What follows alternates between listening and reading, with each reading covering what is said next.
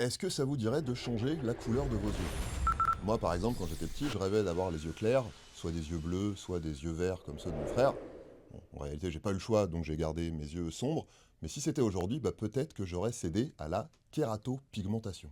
La kératopigmentation, ça peut être pour corriger une anomalie de la coloration au niveau de l'iris ou au niveau de la cornée, ça peut être pour corriger un problème de forme ou de taille des pupilles, mais la kératopigmentation, ça peut aussi être pratiqué dans un but purement esthétique. Alors comment ça se passe? Eh ben en fait, ce qui change de couleur, c'est pas l'iris, le rond de couleur qu'on a au milieu de l'œil, c'est la cornée, c'est-à-dire la pellicule transparente qu'on a à la surface. On va la tatouer en quelque sorte. D'abord, on va la découper au laser pour former un micro-tunnel dans lequel on va ensuite injecter les pigments de la couleur qui a été choisie par la patiente ou le patient. Tout ça sous anesthésie locale et en 1 heure à peu près pour les 2 yeux.